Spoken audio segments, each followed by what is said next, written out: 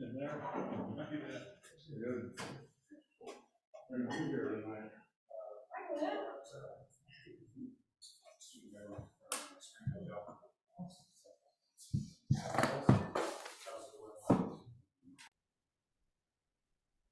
there we go. Counselor Ripma. Here. Counselor Caswell. Here. Counselor One. Here. Counselor White. Here. Counselor Wittrin. Present. Counselor Glantz. Here. Mayor Lauer. All right, we got 7 here. Agenda update, Mr. Ray Young. Yes, we have 2 additions to the agenda. They will be right now 1A and 1B. Number 1 is I'd like to introduce Erica Palmer. Erica, please stand up. Erica is our new Community Development Director. We're Welcome, so Erica. excited to have her. She's been in Sherwood the last 6 years. 6 years. In our planning department. Planning manager for them. And then before that, she was in Fairview. So we're excited to have her back in East County, and she no longer has to commute to Sherwood, right? Hey, all right. She will be staying after the meeting, so if anybody would like to meet her, she'll be here to talk to you if you'd like to. And for Councilor Caswell or Glantz, get a hold of her if you'd like to meet with her. She'd love to talk to you also. So anyway, that's Erica, and that's number 1A is Erica. And 1B, Mayor, is for you. I'll take 1B. First of all, welcome, Erica. It's good to have you. Thank you for joining the team. 1B, we're going to introduce the Student Government Association from the Springdale Job Corps. I'm going to ask former Mayor Scott Harden from the City of Wood Village if he wouldn't mind standing and coming up to the table and just giving us a quick explanation as to what the Student Government Association for Job Corps is. Happy to have you. Pleasure to be here. Councilors, as the mayor said, my name is Scott Harden. I'm the Career Development Services and Systems Manager at the Springdale Job Corps Center. And one of the departments that I manage is our Student Government Advisor.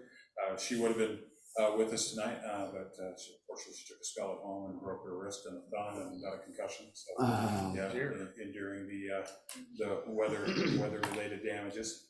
But I have with us tonight, and I'm going to mess things up. I was here. Our President, Sierra Talman, our Vice President in the back, Adam Mallory, and then Secretary, that's what I messed up, Sam Adams, and then Treasurer, Luis Hernandez, and then we're a residential program, and so we have a representative from our dorms on the executive board, and that's Hermes. So Hermes is our arts. Thank you. Is our dorms manager.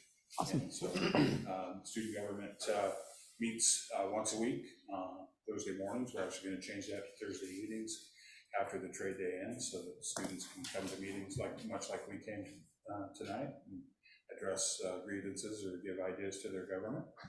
And then they also manage a student government fund where they can pay to have events on campus.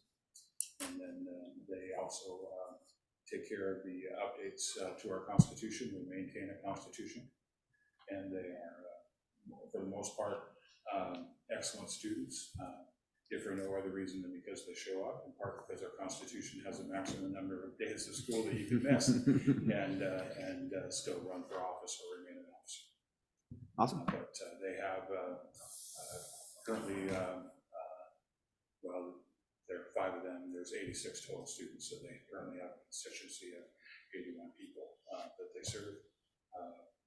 Ultimately, the capacity to serve 139. Great. Awesome. We're just making our way around the municipals, get to know other governments, find out how we might be able to help a partner, learn from how you all run your meetings. So happy to be here tonight. Thank you. I appreciate it. I'll ask that if anybody at any time, we'll take public comment after each of our agenda items. If you have any questions at all, go ahead and raise your hand and I'll call on you and you can come and sit up at the table and ask your question to the council. Thank you for being here. Appreciate it. Thank you for doing what you're doing. All right, let's move on to agenda item number 2, public comment. Public comment on non-agenda and consent agenda items is welcome at this time. Public comment should be directed to the presiding officer and limited to matters of community interest or related to matters which may or could come before council. Each speaker shall be limited to 5 minutes for each agenda item unless a different amount of time is allowed by the presiding officer with consent of the council. The council and mayor should avoid immediate or protracted responses to citizen comments. If anybody on Zoom wishes to make public comment, go ahead and unmute yourself and state your name and city of residence for the record, please.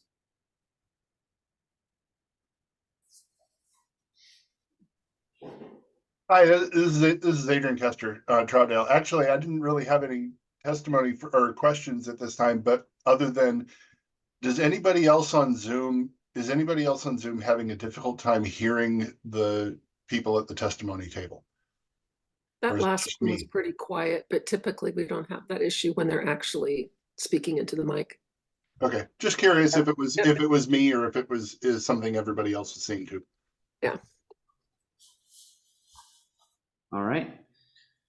No more comments on Zoom. Anybody in council chambers tonight wishes to make a public comment? Now's the time.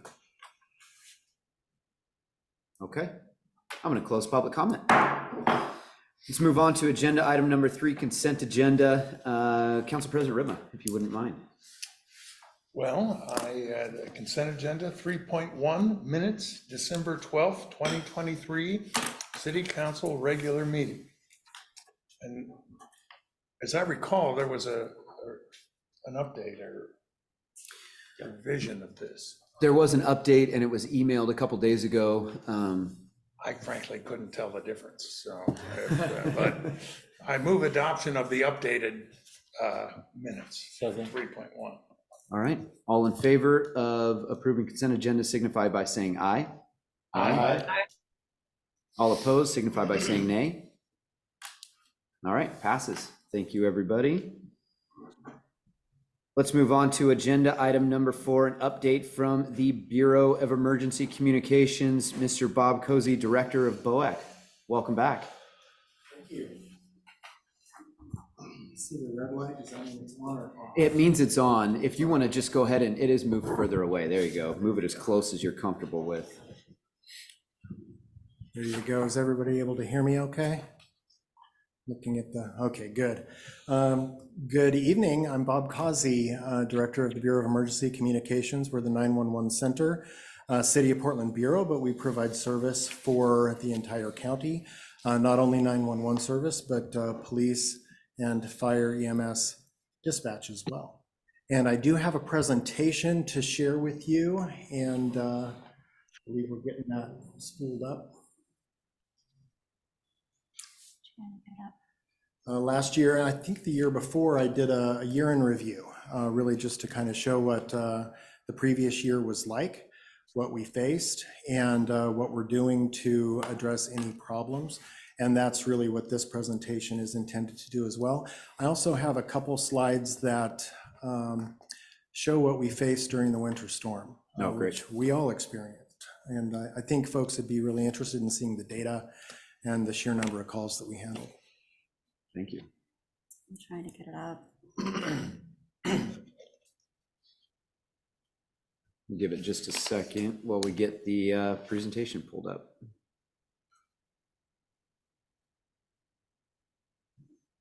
Brand new laptop, sorry.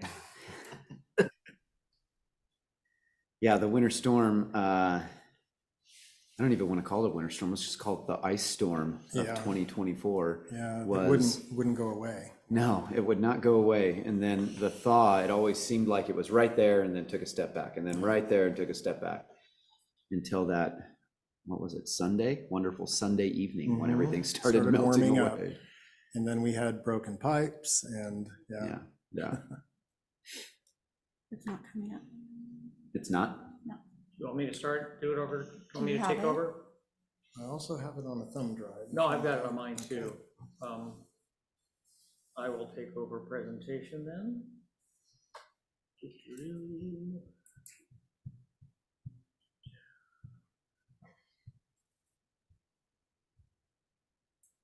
One more second, everybody.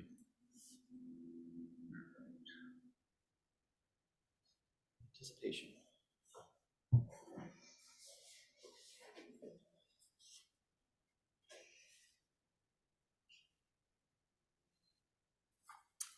There we go. All right. I mentioned before I am the Director of the Bureau of Emergency Communications.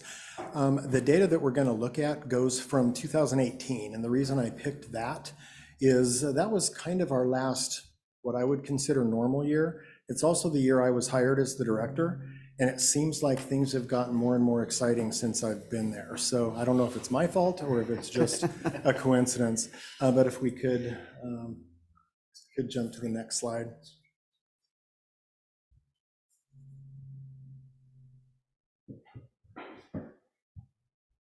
All right, so this is looking at the call volume that we've faced for 911 calls. This does not include non-emergency, but you can see over the course of the years, there's been a significant increase. In 2021, that's when we faced our really significant increase in 911 calls, 21% increase just in 1 year. We also had a pretty substantial increase back in 2019, but staffing was good then, and we were able to absorb it. So when you look at the call answering times in 2019, they were actually better than in previous years. But what we're looking at then beyond that is at 2021, when calls increased really dramatically, and then they've increased steadily, 1.5% the past couple of years. And last year we answered over 655,000 911 calls, which translates to a 42% increase in 911 calls since I started in 2018. If we can go to the next slide.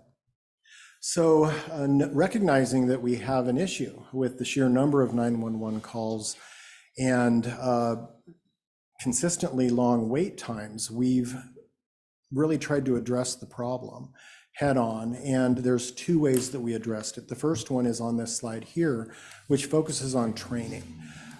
We ramped up our recruitments. We had a lot of vacancies, and through our ramped up recruitments, we had 4 academies last year, hired 44 new employees, and in our recruiting efforts had over 800 applicants. So we had some really good candidates to choose from in those 4 academies.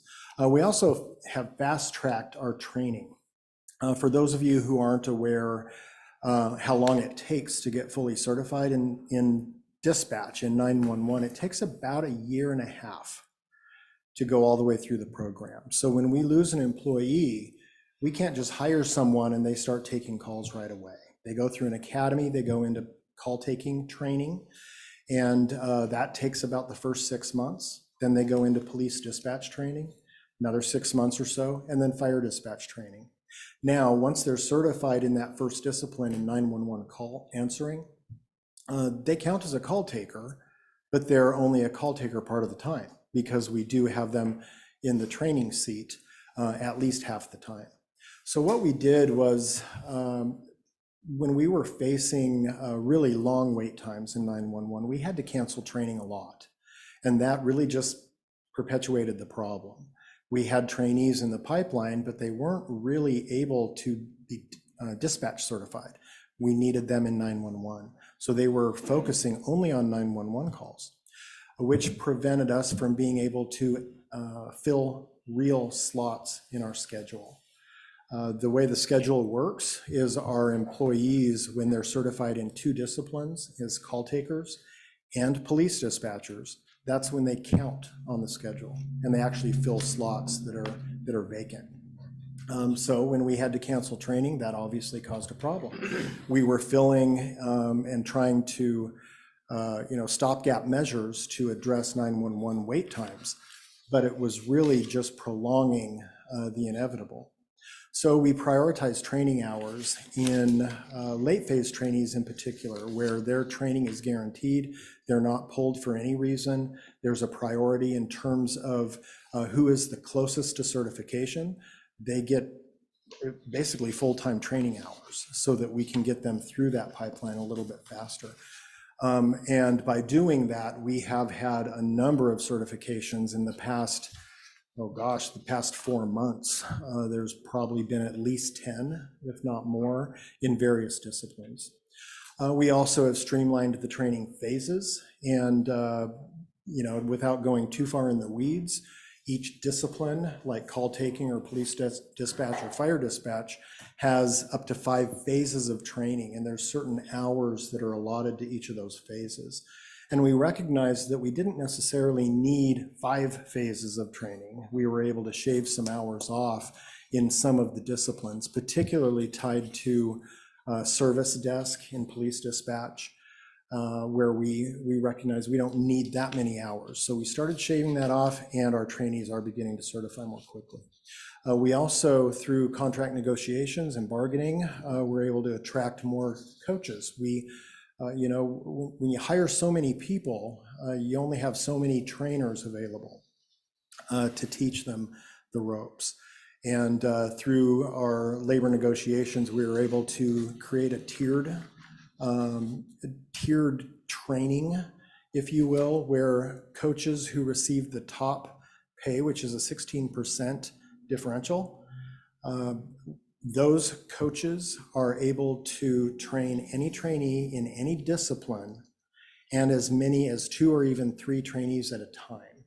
That's pretty creative when you think about it, because normally you would have a coach and a trainee sitting side by side, and the coach would be assisting that trainee. When we have 2 trainees or 3 trainees, the coach basically allows the trainees to cycle through one at a time, answering 911 calls, which tends to slow the process individually for the trainees, but they also learn from each other in that process.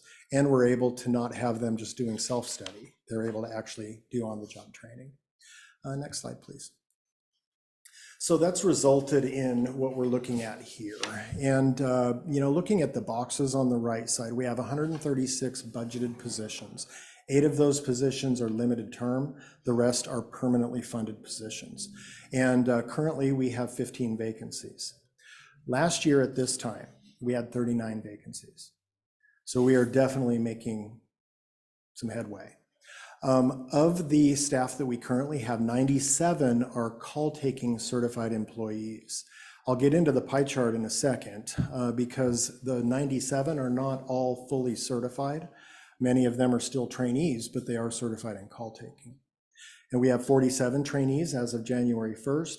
And this year, in 2024, we plan 3 academies because we recognize, we don't have 39 vacancies, we have 15.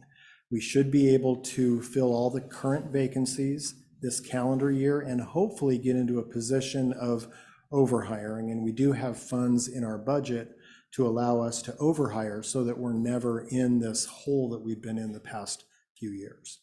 So looking at the pie chart on the left side, the big green chunk is fully certified dispatchers. Okay, they're certified in call taking, police dispatch, and fire dispatch. Basically do anything that we ask them to. The one person at the bottom there who's still kind of a green color is a police dispatcher who is certified only in police dispatch and call taking. And then the other green, the 3 slice of pie for 3 people is dedicated call takers only. And those are folks typically who will be in training, who for one reason or another don't make it through police dispatch training, but they're good employees and we want to keep them. So we're able to keep them as call takers, hoping that they'll choose, if they want to go back into training down the road. But in the meantime, they're just full-time call takers. I shouldn't say just, because if you can only imagine answering 911 for a 10-hour shift and then being forced for 2 more hours with people yelling for help, screaming at you, that's pretty stressful. Those folks, those dedicated call takers, never get a break from that. The others who are certified in other disciplines, they get to go to one of the police nets or the fire nets and get a little bit of a break from 911 and then come back to it. So the rest of the group, starting in the teal and then going into the orange, is all of our trainees in the pipeline. The folks, the section of 6 people is our fire dispatch trainees, 17 police dispatch trainees. In both of those cases, fire dispatch and police dispatch, they're certified in call taking already. So they are helping with the call volume. And then we have 15 call taking trainees. So they're brand new. They're not certified in anything, and they're learning the ropes. The group of 9 is in our academy right now, and then I mentioned the 15 vacancies. Any questions about this part? I do, Yeah. because I've been there before. Yeah. And I've seen, were these new people actually taking more desks that had been vacant before so that there's more capacity to take calls? Yes, absolutely. Yeah. We've begun to see last year during the shift sign up, we had, I believe it was 61 positions. This year, our shift sign up includes everyone who's fully certified, the police dispatcher, the 3 call takers, and the fire dispatchers. And we had in the 80s at this point. So it's significantly better. And we have many signups scheduled throughout the year because as we look at the calendar and look at where our trainees are in the pipeline, it's apparent that they're going to be certifying before the next sign up. So with every mini sign up, they get to pick a shift and we actually get to count them on the schedule. That's where it really counts. All right, next slide, please. Thank you. I have a question. One question. Yeah. Yeah, go ahead, Counselor Glantz. You said that there were 8 that were not permanently funded. How much longer are they funded for? Typically, it's a 2-year rotation. We always ask for permission to keep them, especially if we haven't filled the positions. And in the past years, because we've had so many vacancies, we've been able to save all of the money that we haven't spent to put into a training pipeline subfund, and that's a dedicated subfund, so we can actually overhire in the future. My goal is once we're at a point of filling the, which we're very close now already, of filling the permanently funded positions, is transitioning those limited term positions into permanent positions. So the 15 remaining to fill do not include the 8 short-term. Yeah, the 8 is included in the total number. The 8 are included in that 15. Okay, thank you. Thank you. You're welcome. So some other, problem solving that we've looked at. We know staffing was an issue, but we also recognize that technology could help us. Certainly a lot of the technology solutions were intended to help in the short term, and they have. The first one I'm going to highlight is the automated callback for 911 hang-up calls. That is where our 911 system will automatically call a caller back when they hang up on 911. For every 911 hang up, we have to reach that caller and confirm whether or not they have an emergency. So I think the lesson here and my public education piece right now would be don't hang up if you call 911, even if it's by accident, because we have to reach you. One thing that we've been able to implement is this technology that calls the caller back, asks them if they have an emergency, lets them know they've called 911. If they have an emergency, press 1. If you don't, press 3. If there's no response, it calls them back a second time. If there's still no response, it puts them right back in the queue and our call taker has to call them. Now that's a problem because whenever we have to take a call taker out of service to call back 911 hang-up calls, that's fewer 911 calls that they're able to answer. So the system has reduced the dispatcher workload by about 30 to 40 hours a month for our call takers, but it hasn't solved the problem because most people, when somebody I look at my phone all the time when somebody's calling. If I don't recognize the number, I don't answer it. And that's what happens here typically. It's probably about 20% of the hang-up calls that we're actually able to get some kind of a response here. But still, that is saving us 30 to 40 hours of work every month. Another technology is a direct connection with alarm companies, and more than half of the alarm companies that we interface with use this service where their computers are able to talk directly with our computer dispatch system. And through that system, we're able to...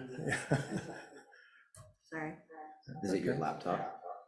I'm just still trying to get this to work. I got it.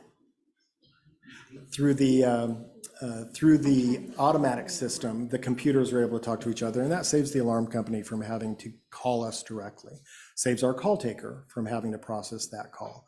And that results in about 25 hours a month of work saved initially.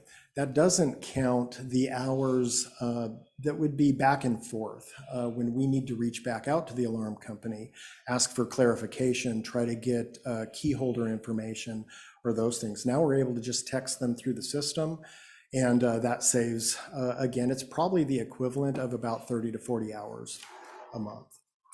And the last one is called case service, and that is our non-emergency phone tree.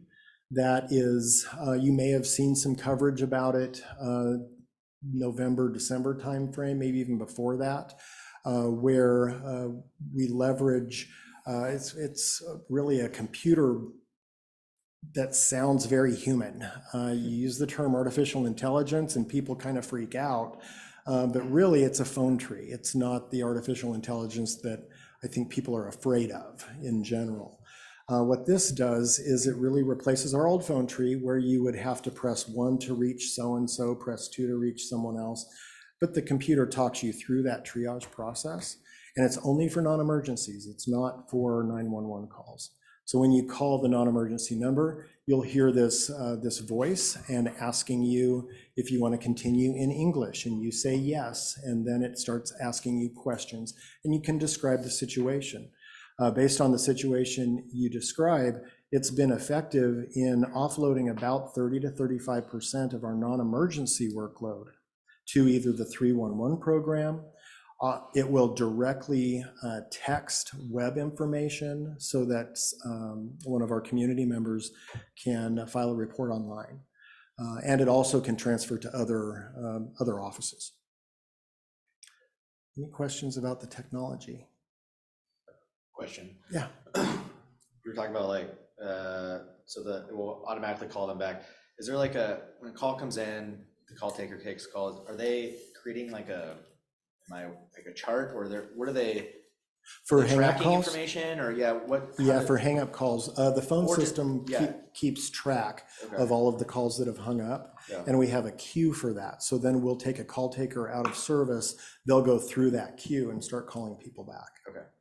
And is there like on a regular call, is there some sort of like information they're filling out on a computer? Like, so that gets stored and they, Yeah, it would, I should bring pictures so you could kind of see what it looks like. Better yet, come in for a tour. I'd be happy to give you a tour. Yeah, so when you call 911, we see your phone information on the screen. Hopefully it's accurate location information. Cell phones can be problematic, but landlines are pretty accurate. And we can take that information that's on the screen and hit a button, and it directly dumps into the computer-aided dispatch system. And we begin asking questions, filling out all of the parameters in our CAD or computer-aided dispatch system. The call taker then, when they're not necessarily finished talking to you, but when they have enough information to send the call to dispatch, they'll send it. And then the dispatcher, who's across the room, reads that call and sends the appropriate resources. A lot of times folks will call 911 and think that we're not doing anything with it because we're still talking to you. In actuality, within seconds, the dispatcher sees that call and they're able to begin sending help even when you're still on the phone with the call taker. Cool, thank you. Sure. Next slide, please. So, wait times has really been a topic lately. And you can see here back in 2018, 2019, even with the increase in 911 calls, we were able to absorb that because staffing was good. And then it started getting bad. We all know what we experienced post-COVID with the protests and riots, increasing crime, shootings, those types of things. That's what we're facing. That's the new normal. I think, in my opinion, it would be wise to recognize this as new normal, and we need to step into it now, which is why I'm very interested in increasing our staffing.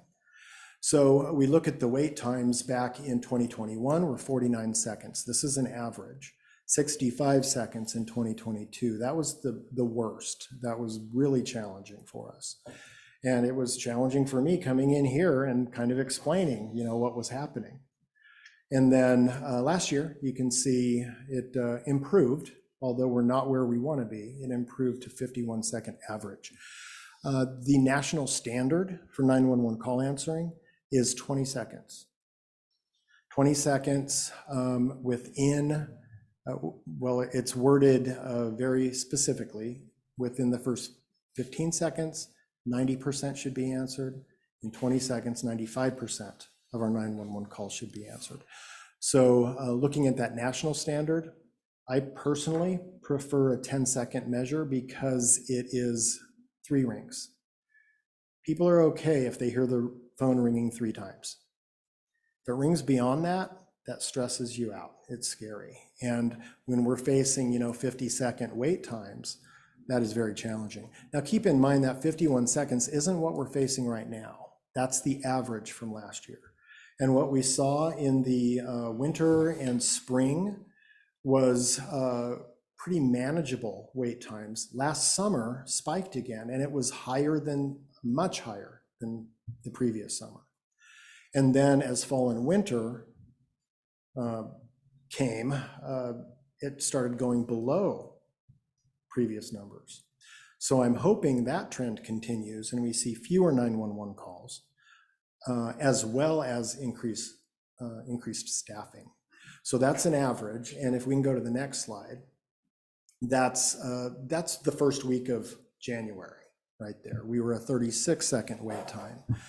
And that's before the storm. The storm kind of shot all of that completely out of the water. But hopefully, looking at that 19.6% reduction in 911 calls that first week of 2024 compared to the same 7-day period in 2023, 2022, all the way to 2019 in this case.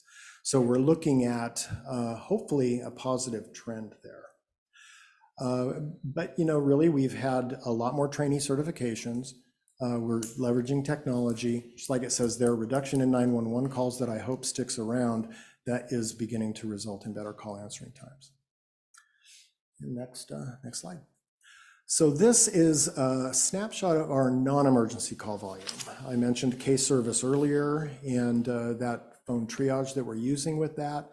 You can see non-emergency calls were pretty consistent 2018 through 2021. And then the 311 program really gained traction in 2022. And that's what I attribute that 13% reduction to. In addition to that, even more of a reduction is tied to case service. This year, I'm excited to see at the end of 2024 to see if it really pans out to be about a 30 or 35% reduction across the board. Next slide. And this is showing, this isn't to be confused with 911 calls, because when we get a 911 call, it's not a 1-for-1 typically. If you are driving on the freeway and you see a tent, a homeless tent on fire, you're going to call 911. So are about 24 to 50 other people. Okay, it's dozens of calls that we get for one call for service. This is actual calls for service that we processed last year. And what I think is interesting in this is when we look at all the business that we do, we answer 911, but we dispatch police, medical, fire, and Portland street response. And that's what's captured in this slide. Blue is all the police calls that we processed through our system. Police calls for service. Includes City of Portland, obviously. But I do have Troutdale information right here. And I can leave this with you, Ray, if you'd like to keep that. But last year in 2023, it looks like the total number of sheriff's office police calls in Troutdale was 10,100. There was a grand total of 10,171 because Gresham Police covered about 53 calls and Portland Police covered 18.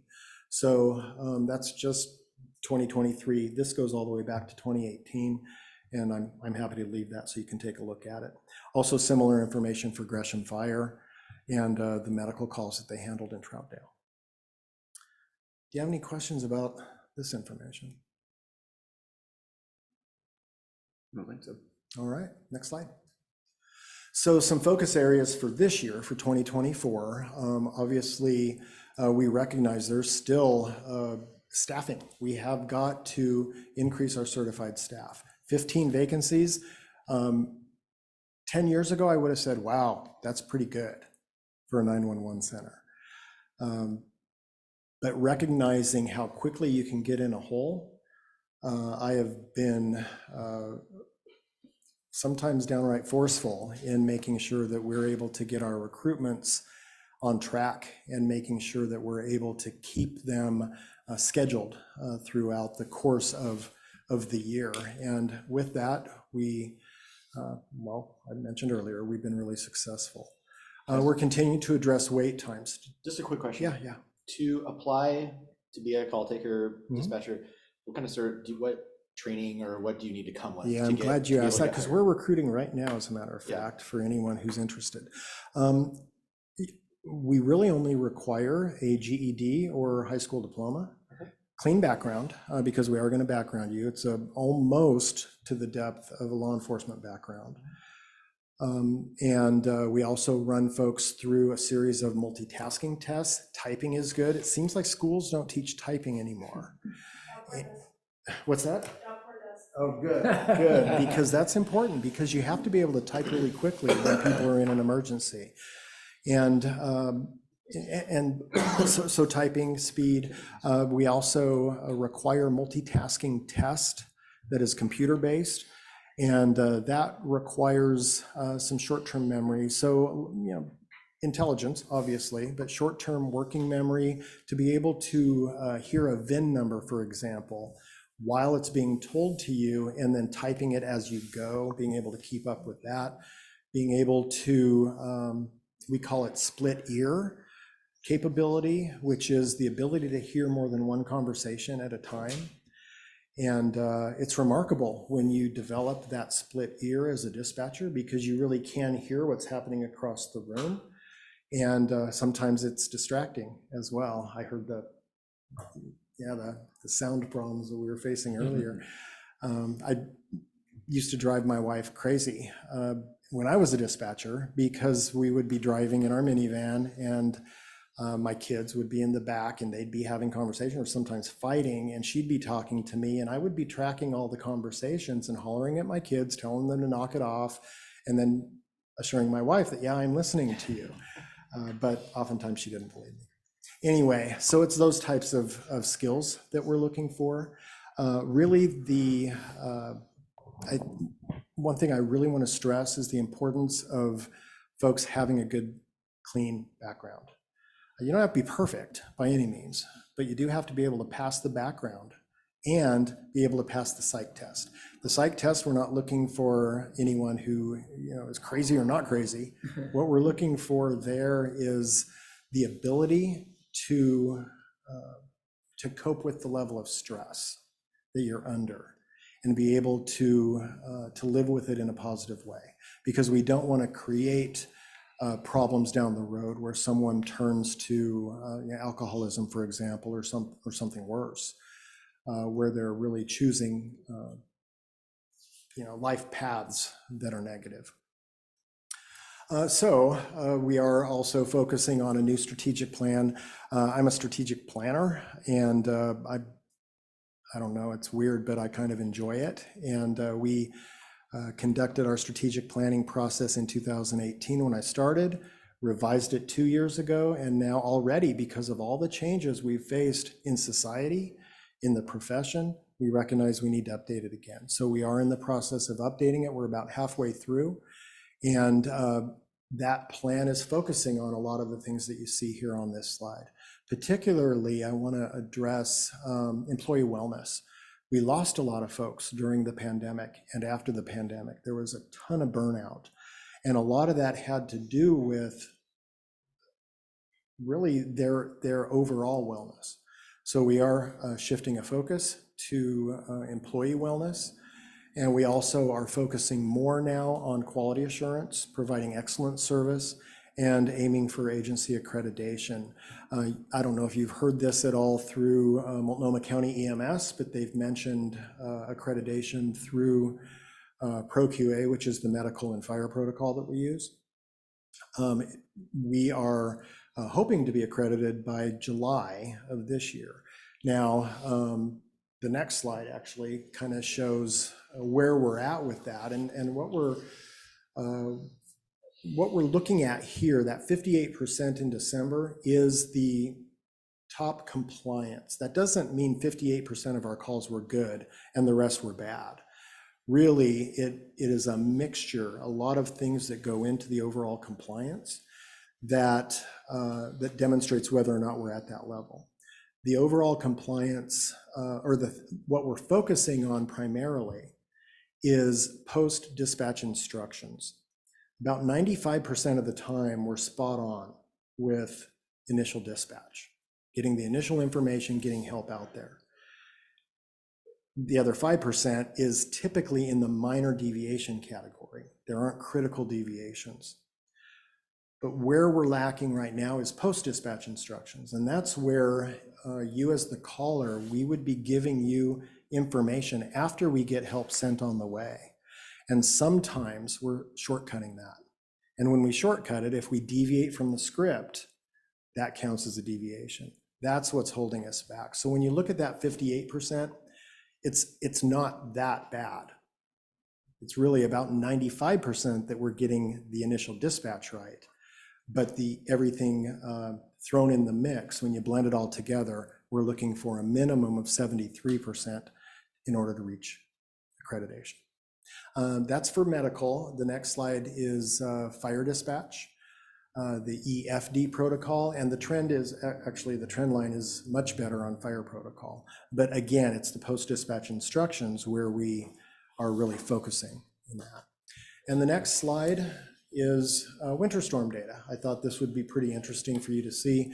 This time of year, we typically answer about 1,400 or so 911 calls in a day.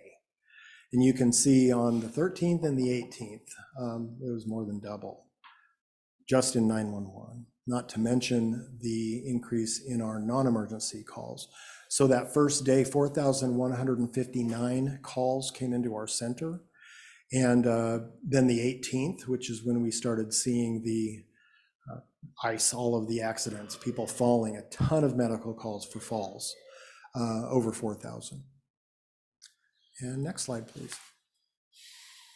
This again is the same snapshot showing calls for service on those days, where you can see a huge number of police dispatched calls, but really look at fire and medical.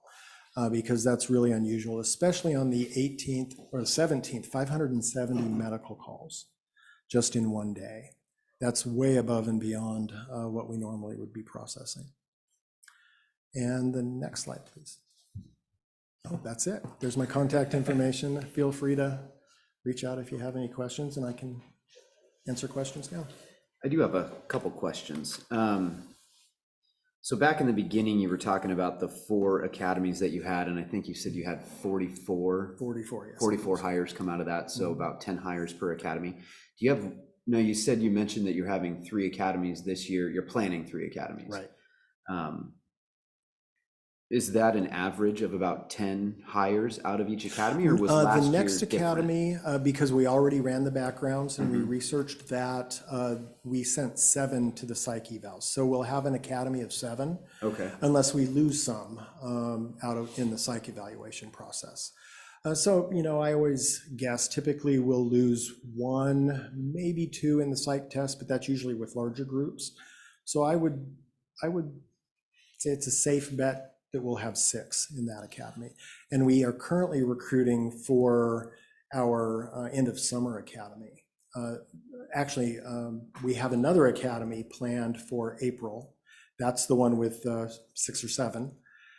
We're recruiting now for an August academy. And if we have enough applicants in that, there will also be a December academy. Okay. So what's what's your success rate, or graduation rate, I guess would be a better way to say that? So there's lots of graduation milestones. The Okay. first one would be, in fact, they're stressing out right now in the academy because this is midterm week. And if any of them fail the midterm, which is a written midterm and a practical midterm, if any of them fail that, That's it. That's it. When they pass that, which typically most people tend to pass it. We might lose one at the midterm, but typically we'll keep them through that. And then they get the same opportunity at the end of the academy with a final exam. And it seems like we lose about one in each academy at that level. Then they go into on-the-job training.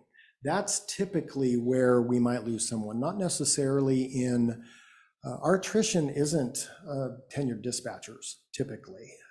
Normally it is trainees who recognize, wow, this job scares me. It's really not for me. I thought I could handle it, but now that I'm taking real calls and people are screaming and they're really needing help, and I tend to freeze up. So they opt out more often than not. It's rare that we have to actually let a trainee go because they didn't make it in call taking. Oh, okay. So now talk to me about overhiring. I know you mentioned that you're looking to overhire this year. What does that look like? If you have 15 vacancies and you get more than 15 through these 3 academies, what does overhiring look like? And if you do keep those overhires on, where does the funding come from and what duties do they have? Yeah, so they would have the same duties as any trainee. The funding is in a training pipeline fund that we currently have. It's got $2 million, a little over $2 million in it. And you're funded solely through Portland, or is it Portland County? You all pay a portion. I don't know off the top of my head how much. Yeah, but city and state. And then, yeah. So that all goes to it based on population. right. And all of that goes into the BOEC fund.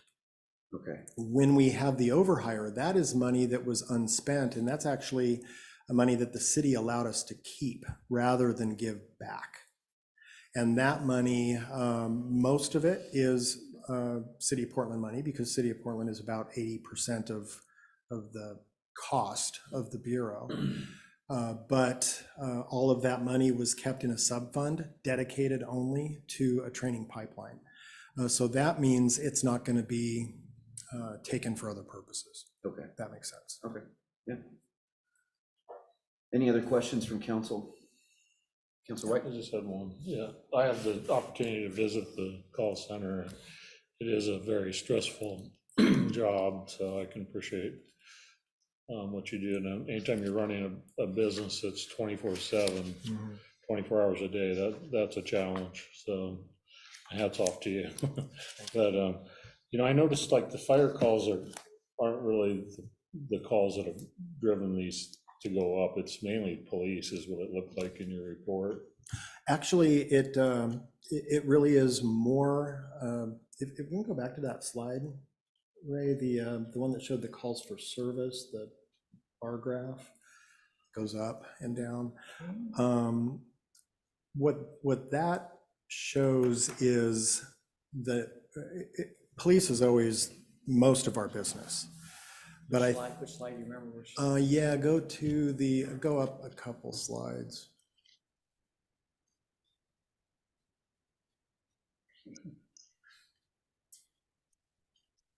Start it again. Oh, that's all right. Because it's, I know it's a little bit misleading when you look at the blue in there as most of the police calls, which is most of our business. But what's interesting in the graph is the amount of fire calls and medical calls that have increased. Police calls have gone down. Yeah. Medical and, yeah, so go down, keep going. Right there. Oops. Okay, right there. So what you're looking at here in 2018, for example, there were 595,000 police calls, okay? In 2023, there were 452,000 police calls. But take a look at medical calls, that's the purple. 98,000, 99,000 in 2018, 119,000 in 2023. So there has been an increase in medical calls. Same goes for fire. 32,000 back in 2018 and now 40,693 in 2023. So when we look at, I had this as a percentage at first instead of the raw numbers, and the percentages they're misleading because it really shows a 10% reduction in police calls, but it doesn't really capture the measure or the increase in medical and fire calls. So there has been a pretty significant increase overall in medical and fire calls. Police calls have gone down. A big reason for that is because there's been, police are going to more in-progress calls. They don't have the luxury of being able to do more proactive police work. They're not doing as many traffic stops. They're not doing as many citizen contacts and those types of things. So that's really resulted in that fewer calls. Yeah, that's what I was going to mention that point, because it seems like the citizens are having to call stuff in that where normally a police officer would have seen it. Yep. And stopped. And that's exactly the problem that they're facing everywhere, it seems. Yeah, so I get, because it's an expensive operation, and sounds like it's going to get more expensive. So I guess my question is, there's something we can do? We have a little paper called The Champion, some way to get the word out to the public to kind of help reduce calls, or maybe do something about habitual callers, for example. I know that's a problem. I think probably the biggest message from the 911 perspective is what I mentioned earlier about hangups. And that, folks, if you call 911, please don't hang up. Just stay on the phone so the computer doesn't have to call you back and we don't have to call you back, because that just creates more work for us. As far as police response, I really can't speak to that, but I do know that because of the increase in crime, there really is fewer opportunities for police officers to do that proactive work that we want them to do. The little green slice, by the way, is Portland Street Response. For anyone who's interested in that and tracking it in Portland, it is starting to make a dent in the calls. Thank you. So what I heard you say was we should have a little blurb in the Champion that says, if you accidentally call 911, do not hang up. You're not going to get arrested. Stay on the line. Resolve the call is not needed. Exactly. Yeah. Counselor Glantz, I saw you had your hand up. Yep. Is any of this increase in possible false calls from some of the new technology where, you hit emergency on your watch, or your phone drops and it triggers an emergency response? Is any of that any impact? Yeah, there is an impact. There's always been that type of impact, and we are impacted by it. Not as much as Clackamas County, though. The skiers, snowboarders up on Mount Hood, holy cow, our friends at CCOM, Clackamas 911, get inundated with those types of calls. I called, Counselor Glenn, I'm sorry, I was going to interrupt. I called 911 on accident from my wife's car because I didn't know what the button was on the dash. And so I pushed it. Little You're did I one know. of those, you just it push went it right to, right I am one of those. And it went right to 911. If you see a red phone on your car dash, that's what it's for. Okay. So don't push it. Counselor Glantz, did you have another? That was it. Counselor Wittry. So I listen to you and you speak very confidently about budgeting right now, today, training what's in reserves, but how easily we forget where we were. How confident are you for the future of BOEC and where budgeting is going to be? Because as we always know, City of Portland likes to cut when they have the opportunity. So I guess what is your general perspective for the future of budgeting for your department? Well, I love the question, because any public body, it can be volatile. Funding is volatile. I've gone out there and told this story countless times, and I just tell the story over and over again. And the more we tell the story, the more ears hear it, the more support we get. And I've been successful in the 6 years that I've been at BOEC as the director in being able to convince that. I wasn't early on though, because when COVID hit and everyone was afraid there was going to be some dramatic cuts, I was told we had to cease all hiring. And look at the hole that dug for us. We didn't hire anyone for about 10 months. And we started losing people. We didn't have anyone in the training pipeline, and that was a big mistake. Well, don't let a bad mistake go to waste.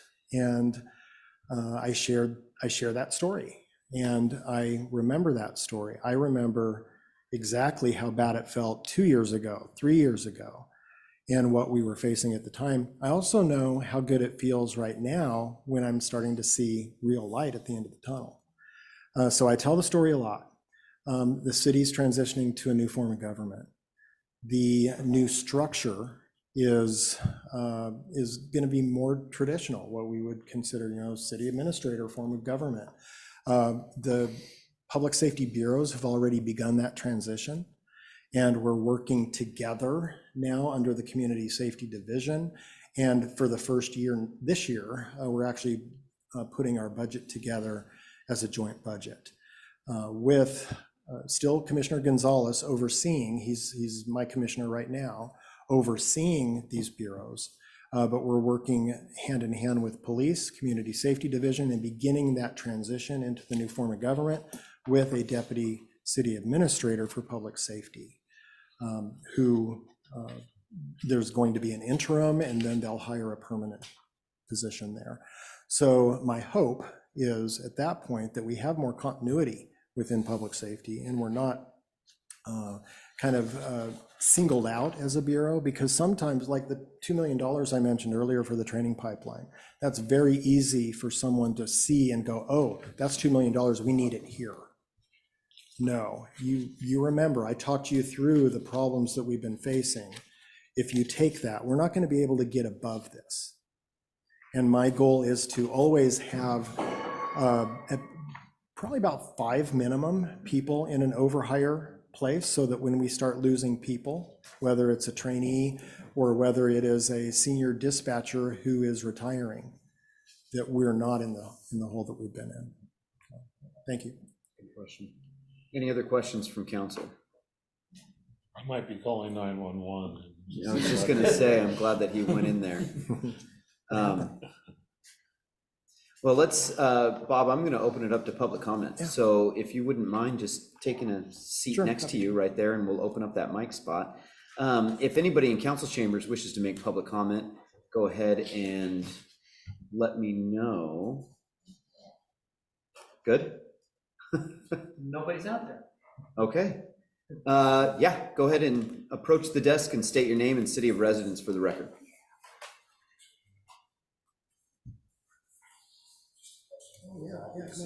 Good to see you too. It was on the Portland Street response. So you mentioned that. Name and city of residence. I apologize. Scott Harden, and from Wood Village. And then, so the Portland Street response numbers, you mentioned fire going up, police coming down.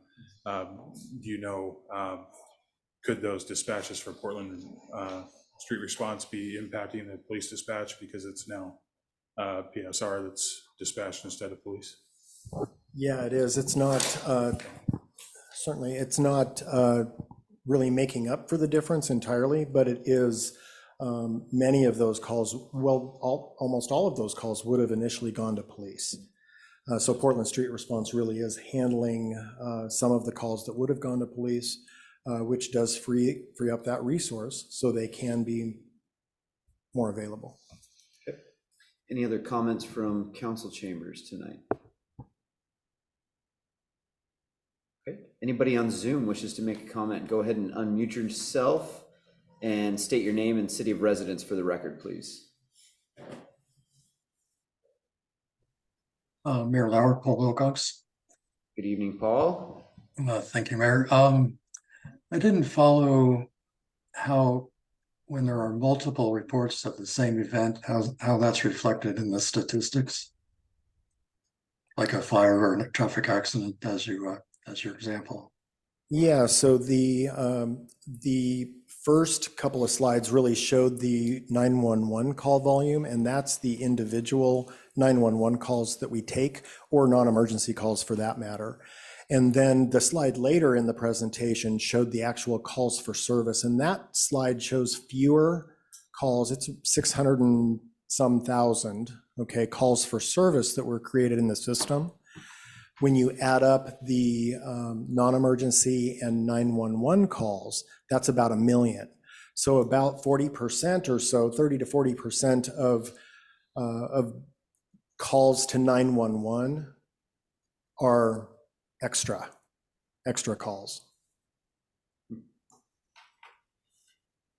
Did that answer your question, sir? Yes, thank you. Sure. All right, any other comments, citizen comments on Zoom? All right, not seeing anybody. I'm gonna go ahead and close public comment. Thank you. Yeah, thank you, Mr. Kazi. I appreciate your report. You kind of, I was gonna leave a little thing at the end of it, and you took it, you stole my thunder, which I'm very happy for, actually, because I was gonna say that the last couple of years, all the increase of calls and the reasons for the increase of calls, and how you spoke about the hesitancy coming into and out of COVID, and how the aim then was to pause hiring, and what you've learned from that, and hoping that we can take what we've learned from the previous years, the difficult times and the difficulties that you faced, and growing from that. Not necessarily looking at it as the new normal. I hate that phrase. Not the new normal, just where we're at now, where we need to go, and adapting and moving forward. Good. Thank you, sir. I appreciate your report. Thank you. Thank you. All right, everybody, let's move on to agenda item number 5, a report. The Parks Advisory Committee's proposed additions to designated on-leash parks. Mr. Travis Holton, Public Works Director, and Jonah Jacobson, Parks and Facilities Superintendent. I believe you're on Zoom. Yep. Good evening. Good evening, Mr. Mayor, members of council, and yes, Jonah is joining us from Zoom tonight, and we'll be here available to pitch in or answer questions. So we're here again to talk about dogs in city parks. This is well-trod ground lately. Folks have had several meetings about this. We've all talked about it quite a lot. And you'll see in my staff report, there's a lot of material in there that you've seen before from previous meetings. So I'm not gonna recount all of that here in my presentation. It's really there provided for posterity and for anybody that may not have been involved in the previous discussions, to kind of get everybody up to speed. So I'll kind of skip over a lot of the stuff in the middle of that. I do want to start it off with a couple of things that I've talked about in previous meetings. What we're talking about here relates to Title 13 of the Troutdale Municipal Code, which addresses street trees, parks, and recreation areas, and Chapter 13.20.160, which is domestic animals, and addresses dogs and other domestic animals. And again, whenever we talk in this discussion about dogs, what we're really talking about is dogs and other domestic animals. But I think most of the time, practically what we're referring to as dogs. But I just want to make that clarification. The Troutdale Municipal Code, which you all recently revised, states that dogs are generally prohibited from all city parks and greenways, both on and off leash. The recently revised code also stipulates that the council may by resolution designate parks where dogs are generally permitted on or off leash. And the code also reserves the authority of the council to designate pet areas within parks where dogs can be permitted either on or off leash.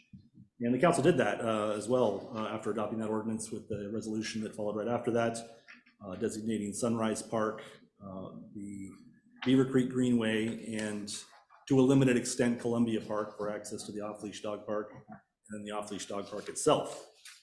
Part of that resolution also indicated that the Parks Advisory Committee should discuss this and offer additional suggestions of other parks that the city council might want to designate. One thing I want to mention as a follow-up from the previous meetings, question that was asked, I think maybe at the November meeting, was what the other, thank you, what the other cities, what their rules generally provide for dogs in parks. And I think the last time I had been able to look into just the other East County cities and told y'all that our East County neighbors all generally allow dogs on leash in parks. We'll do a little bit more research, while not an exhaustive review of every possible parks district in the area. But everybody that I did look at were similar. They all allowed dogs, generally allowed dogs on leash in their parks. And that included cities of Lake Oswego, Happy Valley, Hillsborough, Sandy, Westland, Portland, also the community of Damascus, Dwelling Hills, the entirety of the Dwelling Hills Park and Recreation District. The one major exception is Metro. Metro does not allow dogs in any of the Metro parks. So, as I mentioned earlier, the Parks Advisory Committee did take up that topic at the December 20th meeting. They discussed it there and concluded to recommend all neighborhood parks be designated as on-leash neighborhood parks. Those parks would include Woodale Park, Whedon Park, Kiku Park, Llewellyn Park, Sandy Palisades Park, Helen Althouse Park, Cannery Park, Sweetbriar Park, and CP Park. We're not asking for the council to vote on anything tonight. I haven't brought you a resolution or anything. The intent here is to give you all a chance to have a preliminary discussion about it, kind of come to some preliminary conclusion, and then we're hoping to give us some direction on what you'd like us to bring back, and anything for a future resolution to designate additional parks based on the PAC's recommendation. One other note from the PAC's discussion was that they all concurred that dogs should be prohibited from Glen Auto Park, which I think everyone's previously agreed to and is encompassed in the existing ordinance. You wouldn't have to take any action to make that happen. They're already prohibited in Glen Auto Park by default under the ordinance. So with that, I think I'd be happy to try to answer any questions you have. Jonah, does staff the Parks Advisory Committee meetings, so he may be able to answer some more questions about the Parks Advisory Committee's discussion. I don't think we have anybody. We might have somebody from the Parks Advisory Committee here tonight, and I'm sure they'd be glad to speak to their discussions as well. But really, it's really a chance for the council to talk about this and kind of work out what they think they want to do with this recommendation from the PAC. Councilor Ripma. I had been a leading proponent of what we did, which was just pick a couple parks, see how it goes. However, I did listen to the entire December 20th, 2023 Parks Advisory Committee meeting. It was on video and it was sent to us, the link, and I am convinced that what's going on at the neighborhood parks that were listed, people are walking dogs on leashes. That's not a problem. They should be allowed to do that. And so I'm reversing myself. To start this discussion and maybe short circuit it, I no longer, I was convinced by the Parks Committee's discussion, their real experiences with neighbors walking dogs in parks. It's ridiculous to have it be prohibited. So I would favor the named list of parks being allowed to have on-leash dogs in those parks. Councilor Glantz. Yeah, I listened to that as well, and I was a little disappointed. I thought that when we left the conversation about parks and asked for some more feedback from the Parks Committee, we were asking them for, kind of a priority list, or what would your next 3 be? And the way it was presented to them was, they'd like your feedback, and it's like, well, we want all dogs in parks. And they were a little frustrated with, well, why'd you not do it this way and then ask for our feedback? So I was a little disappointed that the intent didn't get carried through. And I'm not in favor of adding in all the neighborhood parks as just a blanket. But what I would be convinced is, we talked about this before, and I'm not sure who it was. One of the other counselors suggested that we do a notification system where we can actually notify all the residents around those neighborhood parks that, hey, we want to make this actually legal. We know you're doing it anyway, and see if we get feedback. I don't want to make that decision for them. Councilor Ripma. Just to respond to Sandy, this was my read on it when I heard it. Sounds like all these neighborhood parks are used by the residents to walk their dogs. And as long as they do it on leash, we're not really we're not really changing anything.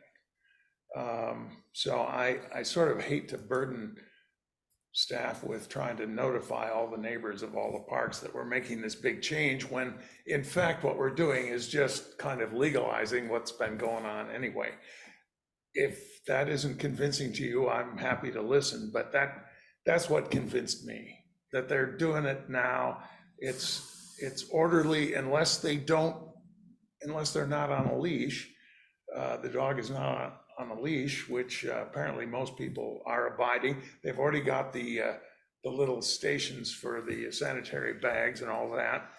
And so that's why I don't mind notifying the neighbors, but Sandy, it just seems kind of redundant to do that. So, and it would be kind of burdensome to staff, but I'm willing to listen. Well, I think Councilor White brought it up earlier tonight, the Champion. We have a great newspaper, and we just got an email a couple nights ago about articles coming up that could be useful for the community. That could be an article that we could have for the next issue of the Champion, talking about our intentions, the Park Advisory Committee's recommendation and council's deliberation and intention moving forward. Councilor Wittrin. In addition, what about social media, using Facebook as well? Yeah. Get feedback, public comment. That way we're listening straight from our residents as well in real time. Yeah. And then I guess question for Ray, how burdensome is it on staff to do a mailer around to the local neighborhoods around this park? Well, that's more of a question for Travis, because it's his department. For a lot of their stuff, they have to do a 500-foot radius, a 100-foot radius. That is a lot more work. For us to do social media posts on, this is what they're talking about, this is the council date they're gonna talk about it, putting it in the Champion, which will be released about first week in March. Easy to do a little blurb on there. Yeah, And if I can, everybody gets that. If I may, I think that's a great idea. I mean, as I said, we have no resolution in front of you tonight. Right. So, there's an opportunity to get notifications out before you do take up a resolution. And as Ray alluded to, we have an extremely talented GIS analyst. And if you give us a radius around the park that you want people notified, he can churn that list out in fairly short order. And then obviously we'll write up a mailer to go out to those folks. So, I mean, it's some work, but it's not, it's not a huge amount of work, but it takes some effort, but it's manageable if you want to have that done before you take up a resolution, for instance. And of course, the Champion and the social media pages are also great outlets as well. And so any combination of that if the council desired it, we could make it happen. Yeah, I think utilizing, you don't have to, obviously, but your own social media accounts, letting your neighbors know, having those conversations on your own as well. We're all representatives of the community. We know who we live with and who we live around, and we have the ability to go out and make those communication steps inside of each of our communities, or separate communities, our neighborhoods. So I would advise us to do that part before we lay it on staff to send out a bunch of mailers and the cost of those mailers to notify them of this possible decision. I would like us to use a little bit more elbow grease in doing that ourselves. And then, like I said, send it out on social media. Troutdale can put out social media posts from the Troutdale page. The Explore Troutdale page can put out a couple posts, and they can hit talking about neighborhood parks around the city as the weather's changing and turning nicer. And then a really great, as Ray put it, small blurb in the Champion, I think can do a lot, because that already goes out to every citizen. Well, not every citizen, everybody with a mailing address in Troutdale, I should say. Yeah, I mean, that's really the most efficient way to reach the most people, no doubt about it. Yeah. Any other comments from council? Yeah. Discussion. Councilor One, you were behind me, sorry. Yeah, no, you're okay. We're all aware that I think we should have done this from the start, but that being said, I did listen in to the PAC meeting, and I think a couple takeaways was they were very disappointed that they felt like they have voiced this opinion to start with, and that they were disappointed in the council that they didn't feel like they were listened to the first time, and that they had to revisit this and discuss. So I kind of took that away, and heard them say that. And I have personally in my neighborhood, my in-laws, they live in a kind of another neighborhood a few blocks from me, and then my parents live in Sandy Palisades. Talk to people in those neighborhoods face to face, and out of, I would say, about 20 people that I talked to, which is not the greatest of percentages, but 20 of the 20 had no idea that the dogs were not allowed in parks, and they were, I don't want to say shocked, but they were a little bit flabbergasted that that was the case. And so I obviously encourage them all to come forward, and say something if they wanted to, but I feel like hearing the Parks Committee, my own personal thoughts about that, is that I think I would feel really comfortable coming with a resolution, adding the parks that were stated by Travis, and having a real discussion, and maybe passing something, getting this. I know that a couple people have said, can we just move this along and get this done? And I think we did a really good job when we kind of got the last resolution passed. But I'd like to see this move forward, just kind of stamped, closed.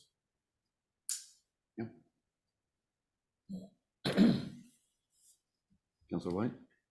You cleared your throat. I thought you were getting ready. I guess a few things that bothered me is we did a off-leash dog park, and I think knowing that we were trying to get dogs allowed in every park, so kind of bothered me. But and then the removal of signs and adding the way stations before we decided any of this. So I think the Parks Committee did a good job, though. I really do. I'm glad Ray sent us that meeting. Yeah. They did a better job than us, but we've never been put in that position before either as a council. The way it went about, I think, caused more friction than was necessary, and hopefully we don't do that again. So I think it's worth saying. But with that said, I think the article should also spell out the findings of Glen Auto Park too, that dogs are not allowed at that park unless there's going to be an effort to change that. I hope not. I think the Parks Department said it was really important to have at least one park that didn't allow dogs, and there's already so much, weddings and funerals and food, and it's kind of dangerous for the dogs as well when you let a dog out of your car and he's smelling that barbecue at Sugar Pine, and I'd be worried about the dog safety as well. But no, I think I'm like Dave too. I've come around. I'm always an advocate for notifying surrounding properties of a significant change. I'm still worried about enforcement and barking. I think barking's a real headache and can really ruin somebody's quality of life when they're used to a quiet park. But these parks, it sounds like it's already going on, and there might be a few bad apples out there that don't take good care of their dog, but for the most part, I think it's something that's already occurring in the city, and I wasn't aware of that. So I apologize for any of my remarks, but I think we could, as a council, learn from this experience. Yeah, that's all I have. So I like us to be a team, Yeah. and we've been doing good. It's like, I think Dave said, this is probably the best council we've had. So let's stay down that road if we can. I agree. Councilor Caswell, do you have any comments? I clicked my microphone to work. It's no, not really. Okay, thank you. Any other questions or comments before I open it up to public comment? All right, let's open it up to public comment. Public comments open at this time on the report from the Parks Advisory Committee's proposed additions to designated on-leash parks. If you are on Zoom and wish to make a comment, go ahead and unmute yourself and state your name and city of residence for the record. Eric Lauer, Paul Wilcox, Troutdale. Thank you, Paul. Thank you, Mayor. By way of introduction, I'll go ahead and start reading. Grab the glasses here. There are enough issues at play here that I had to put it in writing so I wouldn't leave anything out. On the staff report itself, I have a couple of issues. At the December PAC meeting, the members voted 8-0 to recommend not allowing dogs at Glen Otto Park. It is not addressed anywhere in the staff report. There was also some question whether Sugar Pine actually sits on park property, in which case dogs would be prohibited there as well. Perhaps prohibitions are a subject for another meeting. I noticed on the Exhibit A map that only the western edge of Sandy Palisades is color-coded green for on-leash dogs. Is that intentional or a coloring error? The PAC members also voted 8-0 to recommend on-leash dogs at all neighborhood parks. On the City Parks website, there's an amenities chart that divides all city parks into 4 different classifications: community, neighborhood, open space / greenway, and mini parks. This raises a question as to which parks the PAC intended, since the Exhibit A map includes parks not under the neighborhood classification. In my mind, I also question some of the parks included in the Exhibit A map. For example, I would consider the mini parks possibly too small in area to allow shared use by both dog and non-dog users. Sweetbriar Park is also immediately adjacent to Sweetbriar Elementary School, putting young children at risk. I also question the inclusion of Wooddale Park, which is surrounded by backyards of 24 homes and doesn't have any established walking paths. A visitor there in the spring might find foot-high grass. I continue to hear and see references to dogs not being allowed in any city parks according to city code, including the latest resolution number 2611. Yet Sunrise Park has been signed for on-leash dogs for many years. Thank you for your attention. Thank you, Paul. Anybody else on Zoom wishes to make comment? Go ahead and unmute yourself and state your name and city of residence for the record. All right, not seeing anybody on Zoom. Anybody in council chambers tonight?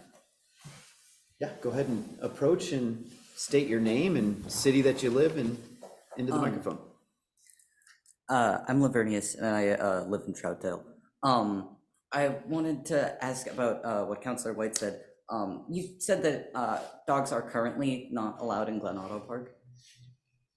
Is there like a specific reason that y'all have not included it in the ones to be considered?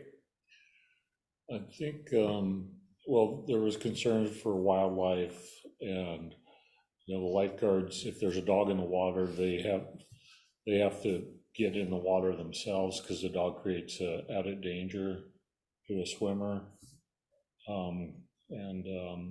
The fact that people book the picnic area for weddings and various venues where there's outdoor food and people taking, having a wedding cake outside, that sort of thing.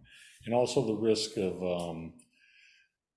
a dog smelling the food and running across a parking lot. I can personally account for a couple times where a dog's been hit by a car over there for that very reason. Well, if they're required to be on leash, then none of those should be a problem unless they're really strong. And I think it would be a good idea to consider Glen Otto Park because of its proximity to Sugar Pine. Because people will want to stop there for food, but also their dogs need to, get out and stretch their legs. And also dogs like water. As long as they're on leash by the water, they should be fine. Good. All right, thank you very much for your comment. Anybody else in council chambers? All right, I'm going to close public comment. Mayor, before you, if I could interject real quick, I was fighting with my mute button earlier, so I yeah, no. apologize for Go the ahead, Adrian. delay. Just as a quick note of comment, and I'm sorry, I'm blanking on the name of the park after what Mr. Wilcox was saying as far as the park that is by the elementary school. Which one is that? Sweetbriar. Sorry.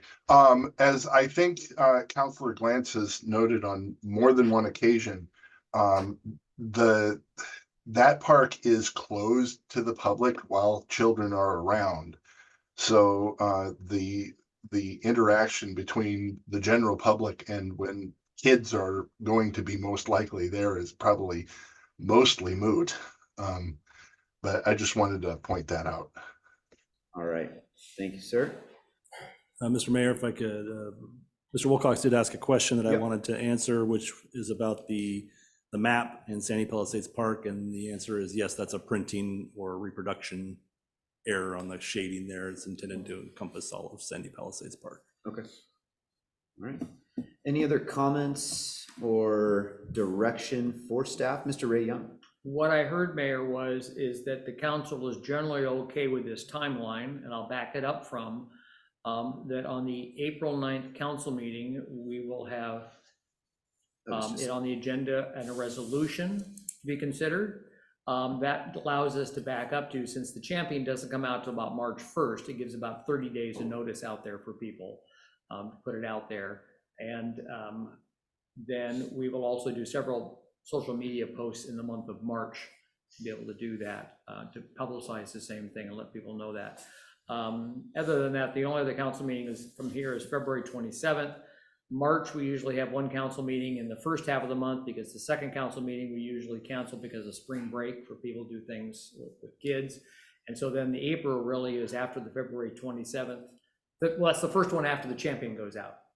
So if we want to use the champion as one of the methods of letting everyone know that you're going to be considering on the 9th. That's what I heard. Okay, Councilor Glantz? Yeah, I'm wondering if we cannot have Sweetbriar Park in there for a couple reasons. A, it's not always readily accessible. And B, there's no clear delineation between where the public park is and where the school grounds are. So you can end up, and I've actually seen this, where, you know, people are playing frisbee with the dog and the dog stops and, you know, pees on some of the play equipment, then comes back over. And I'm not sure that's a good thing to be mixing. Yeah, at this point, we will have the recommendation from the PAC, but you guys can slice and dice on the 9th of April, however you wish for particular parks. I mean, it's easy to make amendments to the resolution. Okay. Sandy, are you good with that? Thanks. Okay. All right, everybody. Okay.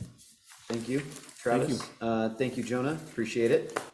Travis is staying with us. Agenda item number 6, an update from Public Works on the city's response to the recent weather event.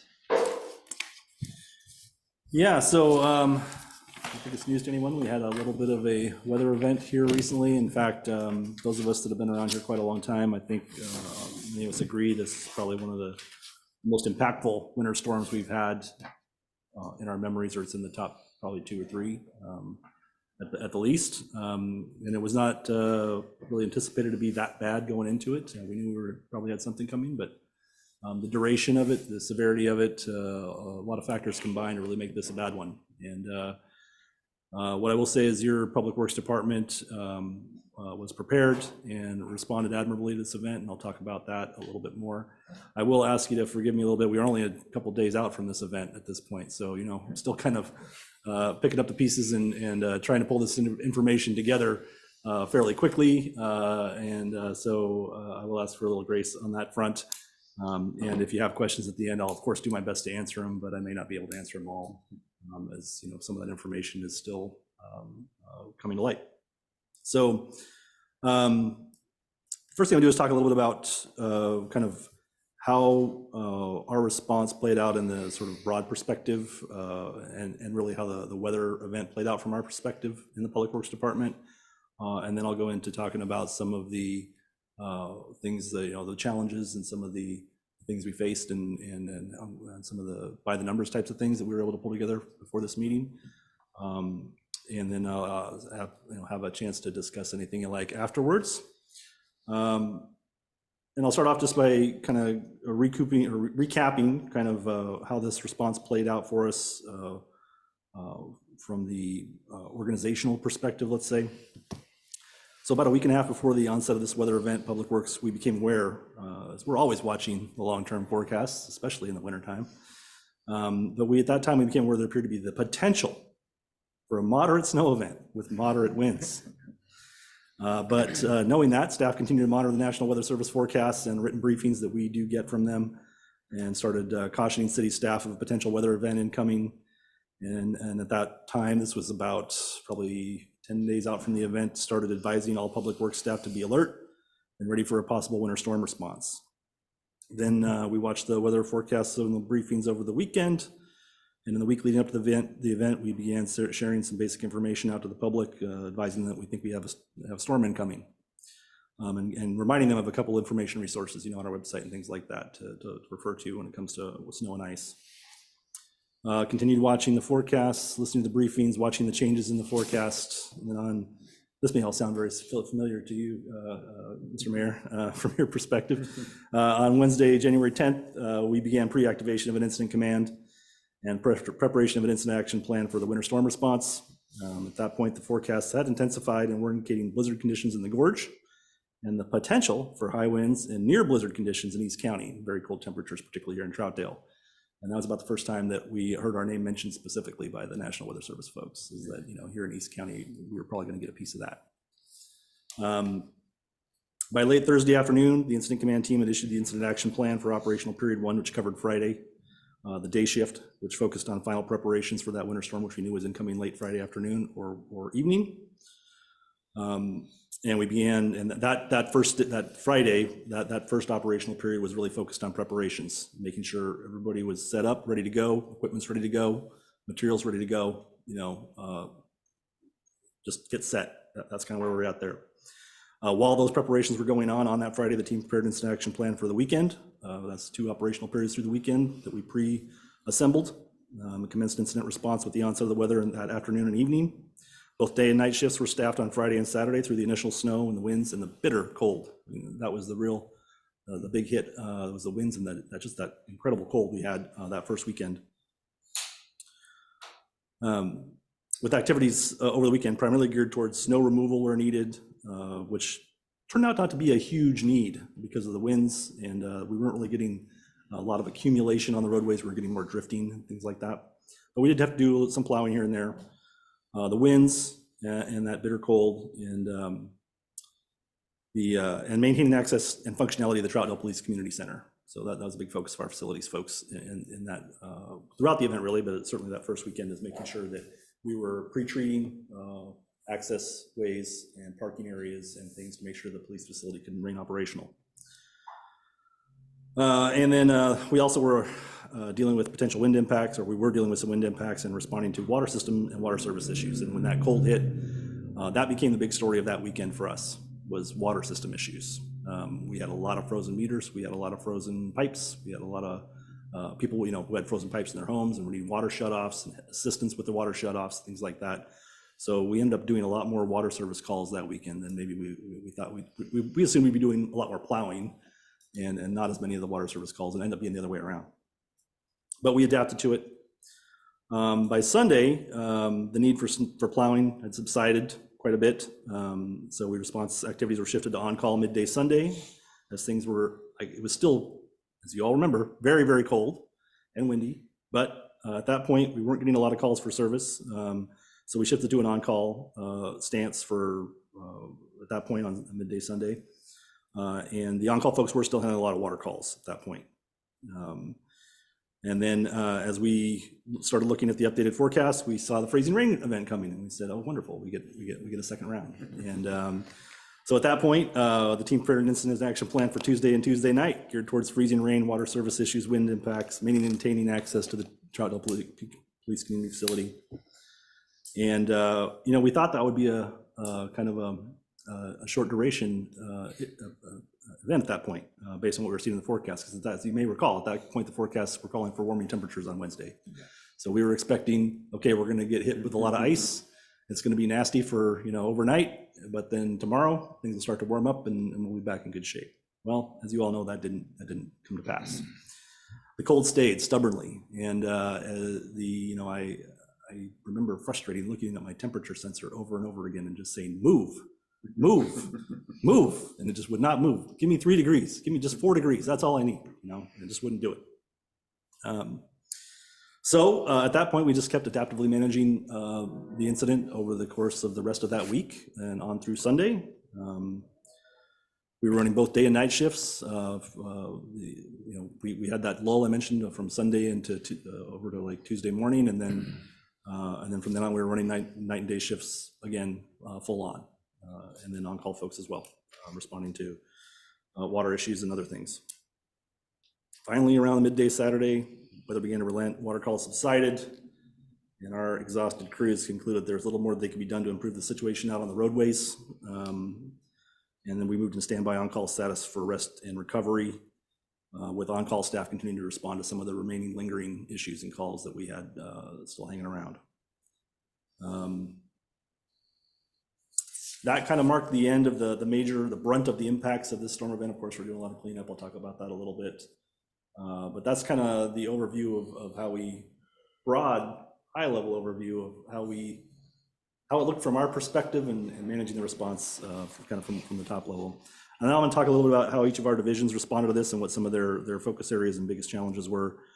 This was this was all hands response for our operations crews and a couple other folks that helped pitch in. I'll talk about them too. But starting with our crews, the parks crew, their biggest challenges were adapting to the unanticipated duration of the event relative to the weather forecast. A lot of their focus is on keeping facilities running, responding to facility problems, particularly the building we're all in right now, to make sure the cops can do their job. Another big challenge for them was damage to the heating controls at the TPCC during that first weekend that occurred from a power outage that fried out one of the control circuits, and so they had no heat on the second floor here in the police building. And you don't want your police officers freezing to death when they're trying to take care of other problems. So they quickly mobilized and the Parks Department did and rounded up a bunch of space heaters. Begged, borrowed, and stealed everyone they could find, including some from other facilities. Went out and bought whatever ones they could find and had them in space heaters, and they had to rely on those for several days until we could get technicians out that were able to repair that. They did do that, and that has since been repaired and it's back in operation. And the second round, when the freezing rain came, at that point, that nearly exhausted their stockpile of de-icing salt, and they had quite a war chest built up of that, and they almost went through all of it. The bulk of the parks crew's efforts went to supporting this facility right here, keeping it safely safely accessible and operational, but they pitched in a lot of other areas as well. A few by the numbers items for the parks crew: over 2 tons of de-icing salt and 80 hours of plowing just here at this facility alone. Another 840 pounds of de-icing salt applied at the city's downtown parking lots and pedestrian accesses at other cities' facilities. Cleared multiple down trees and roads of supported the street crews. And now that we're kind of on the other side of it, for the next week or more, parks will be working on the massive task of assessing and cleaning up storm damage at our parks and our facilities, primarily fallen and hazard trees. That's the big thing for them right now. You've probably seen some of the photos from Imagination Station and other areas. So Imagination Station, the dog park, unfortunately are closed at present due to tree damage at those locations. The parks crew is working steadily to get those open safely as soon as they can, but we don't want to open them until we can make sure it's safe for everybody. The wastewater crew also had an exciting week. The biggest challenge for them was the extreme winds and ice, making it hard to move around the plant even. It was slippery and treacherous. And also move around on the roadways. And then when the closure of I-84 happened, that resulted in trucks piling up on Frontage Road, which is that's the way they have to go to get anywhere, just about anywhere in town, in the north part of town, making it for them difficult for them to respond to some of the emergency situations that arose. The sewer plant generally performed well, though we had some ice buildup causing complications with our clarifier drives and our spray bars. The crew was able to adapt to that. The freezing temps also caused non-critical but nonetheless problematic water pipe breaks that the crew had to deal with. So I know a lot of folks around town had water pipe breaks in their homes, and we had some too. Thankfully, they weren't anything that was critical to the plant's operation, but that did pull them away to get those locked down. when they happened. At the outset of the event, the wastewater crew applied most of their effort to assisting with the plowing and the standing on the roadways. We have a team approach now with our snow and ice response. So obviously the street crew and the water crew are sort of the prime movers on that. But over the last few years, we've developed a backup system where other divisions can pitch in, and they did. And the wastewater crew did an excellent job backing us up there, backing up the water and streets crew. And they did a lot of sanding and some plowing out on the roadways, particularly out in the north part of town near the treatment plant. But in the latter half of the event, power outages became their big problem. When those power outages started hitting, those hit the wastewater system pretty hard. That shifted their focus and energy to mechanical issues at the plant and mitigating power losses at the pump stations. And that was keeping them very busy, making sure that they got everything in power and then addressing any mechanical issues that resulted from some of the power losses. Now notice, I'll interject here, that we had power outages at wellheads for your drinking water, pump stations for the sewage, and the wastewater plant itself lost power for about 20 hours, I think it was. Well, we had generators back up. But did anybody notice their toilets not flushing or fresh water coming out of your faucets? Which is a testament to what a great staff you have. But despite those things and everything else Travis was telling you, we still kept all the facilities, essential facilities going for all of our citizens. Sorry, Travis. No problem at all. I appreciate that.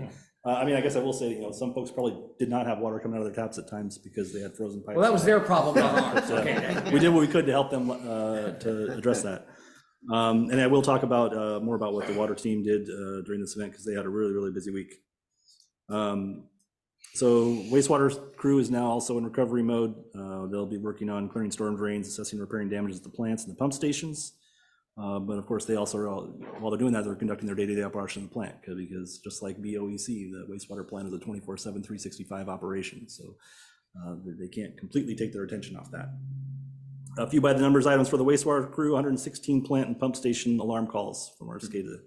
A lot of those are communication loss and power loss alarms, as you might expect with the power and in some case communication systems being impacted.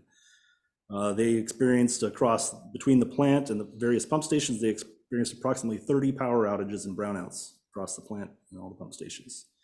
And in dealing with that, we have fixed generators at some of the pump stations, which was great. The ones that didn't, they deployed 2 portable generators to 4 different pump stations throughout the course of the event.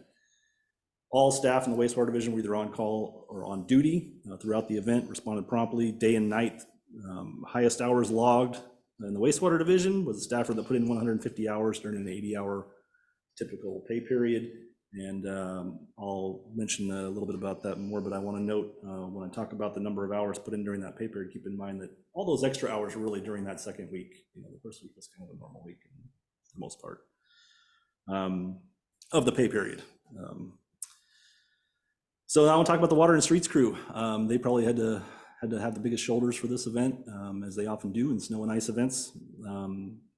Their biggest challenges were shifting tactics in response to the changing weather conditions, dozens of water service calls, frozen pipes, broken pipes, frozen meters, no service, major power outages that affected essentially all water facilities at one point or another, including the Public Works headquarters was out of power for a while. Thankfully, we have a backup generator that did give us a little bit of trouble, but they were able to get it sorted.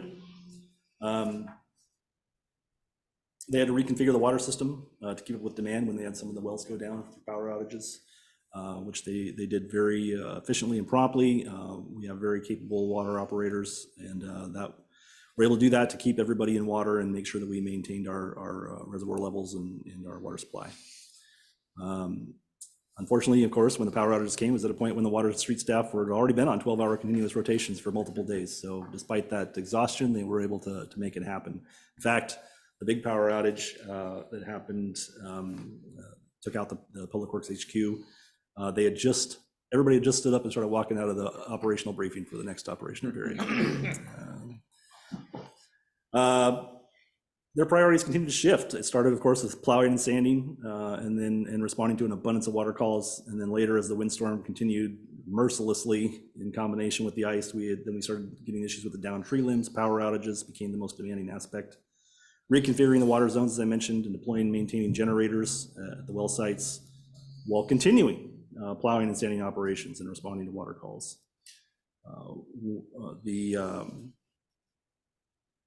When that power outage hit and I mentioned that was as they were leaving their operational briefing to start the next shift. So the day shift was outgoing and the night shift was incoming.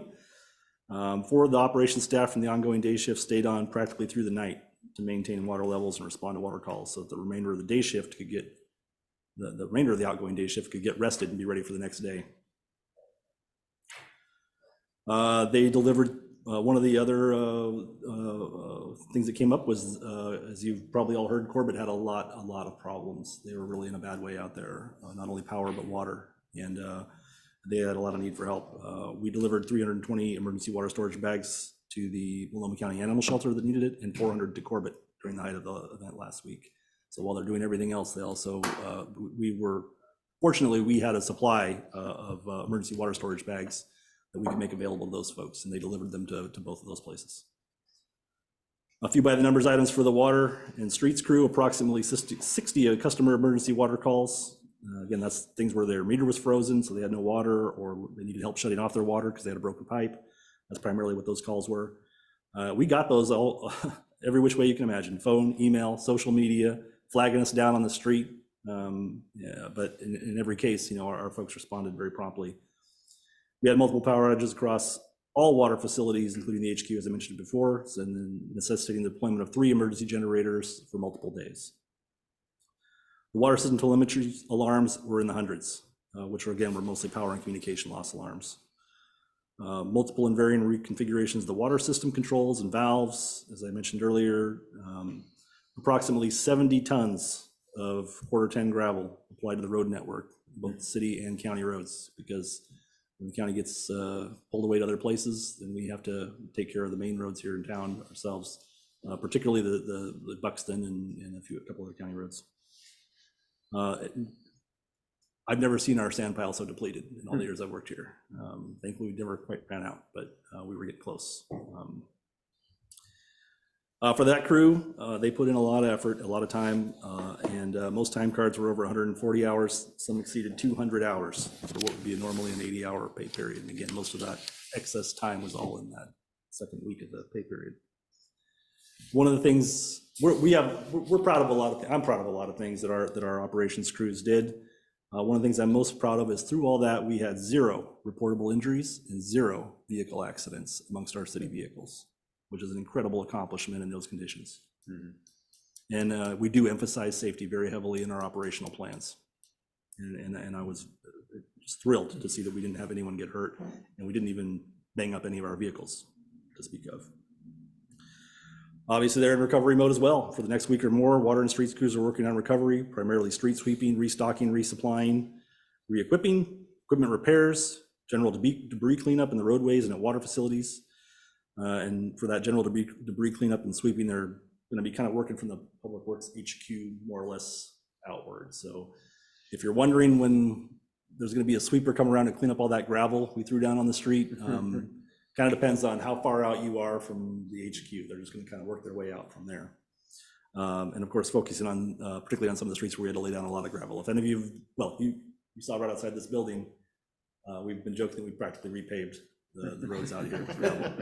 Go throw a fog seal on it and job done. And then they've also organizing a team project between the streets crew, the water streets crew, and the parks crew to do a downtown cleanup project starting next Wednesday. So that'll be sort of a much more thorough than what we'd be doing everywhere else. They're going to do a sort of a thorough deep clean of the downtown area, get in all the nooks and crannies, get all the gravel and debris out. That again, commencing, when I say next Wednesday, like a week from now is when they'll be commencing that. And part of the reason for that is they got to wait for some more of the snow piles and stuff to melt off before they can really get a good job of cleaning it up. One thing I want to note for the community, all of you that are listening out there, as we go to do our street sweeping cleanup, one of the things you can all pitch in and help us with is by picking up any large branches that are in front of your house, on maybe in the street, in the gutter pan, 2 feet or longer, kind of in that, that size and above. The street sweeper just can't pick those up. And it does kind of disrupt the street sweeping process, where they, leave stuff, they end up leaving stuff behind or have to go around it or something. So certainly anybody that can help us out with that, we'll very much appreciate it and allow us to do a much better job of getting your street swept up.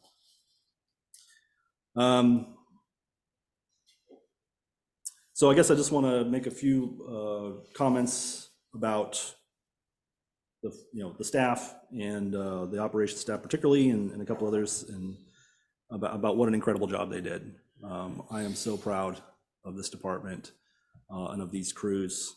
They stepped up, they answered the call, they gave a tremendous showing. They performed admirably. Countless ever-changing challenges, long hours, day after day, night after night, terrible conditions, going above and beyond what is already a considerable call of duty for those folks on many occasions. I'm extremely proud of the work they did, and across the entire Public Works Department,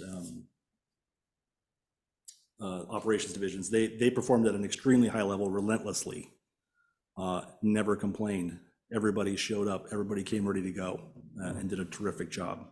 Any city would be extremely fortunate to have the people we have on the front lines here in your Public Works Department. I really can't say enough about what an incredibly outstanding job they did. There are so many outstanding performances among this staff throughout the course of this event and the entire department that I really don't want to single out individuals by name, because I don't want to lessen the contributions of anybody I don't mention, because everybody did a terrific job. Please trust that if you see any one of these guys and gals on these crews, they're deserving of your commendations and of your thanks. I can guarantee that. A couple of other shout outs I want to give is Kevin Mooney, our social media coordinator, did an outstanding job during this event. His timely sharing of information with the public was absolutely essential and critical and so helpful. And he was always on top of things, and the occasional lighthearted delivery that he included with that, without diminishing the seriousness of the circumstances and the importance of the information, was really appreciated, and people said so. A lot of people were in a lot of tough situations and just not pleasant circumstances. Some people were suffering, and I think the way Kevin shared that information and without being flippant about it, but just trying to inject a little lightness here and there, I think was appreciated by a lot of folks. Kevin did a terrific job. And I want to commend Ray, our city manager. First, for touch one shovel the whole time. First, for wisely closing the city offices when it was appropriate. I don't know how many people realize that is really important, because it allows resources to be used where they're most needed. When we have city offices open, that means we have to divert resources to make sure those facilities are accessible and ready to go and open to the public. And that pulls us away from other things that we could be doing. But also it drives home that message in these kind of conditions that, you really shouldn't be out on the roads unless it's really absolutely necessary, and I think that's a way we can kind of lead by example in some of those circumstances. I want to thank him for enabling and empowering Public Works to plan and conduct our incident response and the way we thought it should be done, and to adapt to the challenges as they came. And I also want to thank Ray for being a great liaison officer for our ICS, particularly with PGE, who that became an important role when we started having all the power outages, especially to some of our critical facilities, and Ray's help liaisoning with PGE and making sure that we were prioritized appropriately was very, very critical. So thank you, Ray. You have to encourage them that certain facilities are really, really important, so they can prioritize them with their crews, because everybody is screaming for stuff out there. Mm-hmm. And unless you're a wastewater plant or a hospital, they don't listen. So PG was very good. I dealt with 3 different liaison people who I dealt with, and then they would talk to the crews. And they were all very good to work with, and they appreciate the concern. I'm sure getting thousands of people streaming at them for stuff. So like I said earlier, we suffered them, but the citizens shouldn't have noticed any loss of service because of our end of providing it. And I'll just close by once again saying, I can't say enough about how well our operations crews performed, and other folks that pitched in. Just tremendous performance, and in extremely difficult circumstances. I realized that there were streets out there that were still very difficult to travel. In some cases, depending on your circumstances, impossible to travel through this event. And there are limits to what we can do in those events. But I think we did the absolute utmost of what was within the capabilities of the city, or just about anybody in any city should be envious of the crew that we have here to respond to these kind of events. With that, I'll be happy to answer any questions you have. Thank you for allowing me to kind of give you this very soon after the event sort of report. Counselor Glantz. Yeah, quick question. When you go to do the sweeping, is that only on the roads that were gravelled, or will that be on all city roads? They're going to be focusing on the roads where there was gravel laid down. Normals, I mean, there's debris and stuff on the roadway too, but I think they're primarily going to focus on the graveled streets. But you know, streets where you have a lot of little boughs and detritus and things like that have collected, I would expect they'll hit those. They're going to generally try to work out in that sort of concentric circle type pattern out from Public Works HQ. But you know, if you have roads that have a lot of gravel on them, you know, they're probably going to be working on those more intently than the others. Thing to collect them. And then did we have anything, does Pete, when like the power lines went down at Stark and Troutdale Road, do we do anything with that, or does PGE handle traffic? How does that all get? Well, essentially it was handled by PGE, but it was actually our operators that were first on scene, and they did actually block traffic when they first came upon it. But as soon as the PGE folks got there, then they took over that scene. Thank you. Great presentation. Thank you. Any other comments or questions from council? Yeah, I mean, I have to say this was the best winter storm in terms of having accessibility. I mean, not directly out the door of my house, but on the roads that I've ever witnessed. And so I think it's really important to recognize that it was easy to get around once I got out to a main road. They were all taken care of. They were all, you know, it was easily accessible to get to the store or whatever we needed to do. So I commend you or the staff on that. And I don't even, I'll be honest, like I didn't even think about that my water is running, that there's things out there happening to make that happen, to make that continue to happen. And so it's eye-opening for me. And I mean, I think that that's a huge round of applause to keep that happening. So yeah, I'm very impressed. Thank you. Yeah, I mean, I think it's very common in these kind of events, people generally think about travel, roadways, right? But the impacts on the other utility systems can be quite severe, and they were. Thankfully, we were able to manage it. Yeah. Councilor White? I was just going to say that there's a reason the news crews come to Troutdale for a storm like that. Those were some of the strongest winds I've ever experienced too. It was quite the storm. And you know, I'm just thankful that we still use gravel instead of salt. And you know, for me, I was using Sandy Avenue, so I was glad that was available. Most of the other roads were closed, and for good reason. They were just solid sheets of ice. And I saw you guys out there going by, so I know it must have been a hard week. But I'm also glad that we didn't get like a Pineapple Express right after that storm, because we would have had another 96 right type of a situation. Some of us have been around here long enough to remember that one. Yeah. So yeah, no, I'm glad you're recognizing your staff too, because they deserve it. So 100%.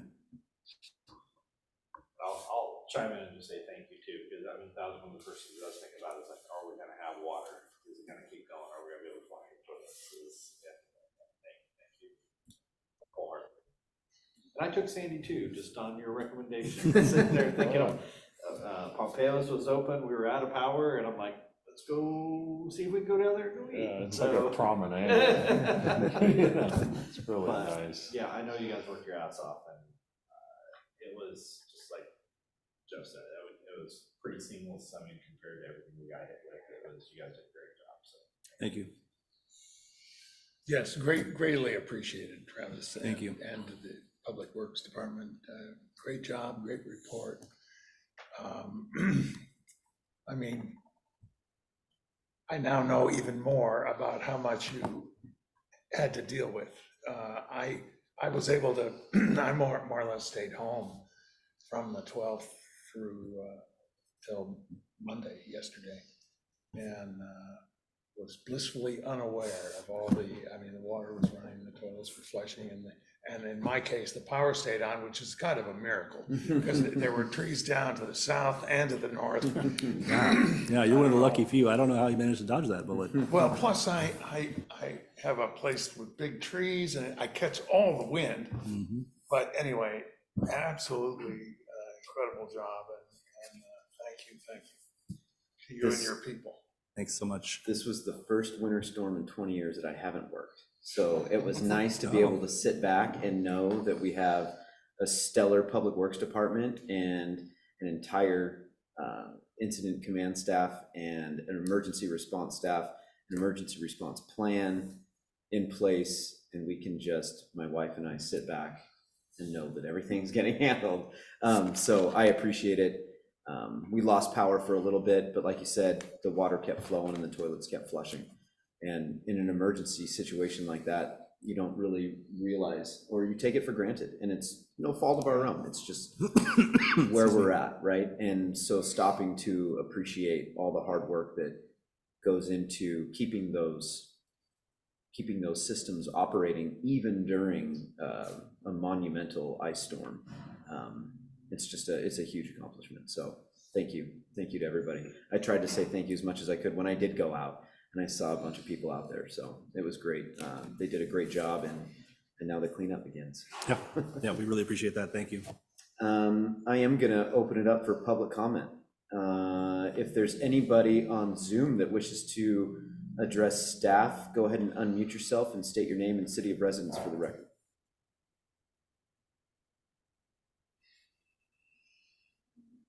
All right, not seeing anybody. Anybody in council chambers? Not seeing anybody. All right. Mr. Holton, thank you very much. Thank you. Thanks. Appreciate it. All right, that moves us to agenda item number 7, staff communications. Mr. Ray Young.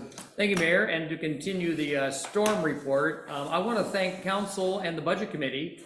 5 years ago, when we asked you all to approve a social media specialist, electronic media specialist, there were some mumblings of Pravda coming to town. You know, when government ever gets a media person, you wonder what their job is. Kevin has done an amazing job as our media specialist. When he came on 5 years ago, we had less than 3,000 people who were liked us, followed us on Facebook. Up to a month ago, he had gotten up to 5,000 people were following us. In the last 30 days, 1,600 people came to our Facebook page and liked it, and not one person unliked us. I said, that was the most amazing thing to him. 1,600 people, not one person unliked us for that last month. So the storm provided a real opportunity for people to use all the social media outlets that we had to give them information. And if you were paying attention to Facebook, Kevin was able to use John Candy, the Minions, and Mayor Clara, which was a fascinating picture because only her east-facing half of her face was frozen. Yeah. Fascinating picture. You could tell it was. And even on Friday, he used it to mock me for thinking we could open by 11 o'clock on Friday. Yeah. Okay. Thanks, Kevin. But no, that was another essential part of it is people these days use social media for everything. Twitter, Instagram, Facebook. It's a great place to communicate to them, especially during the storm. So even on their phones without power, they could get that. So that was great to have that. Thank you for proving that 5 years ago.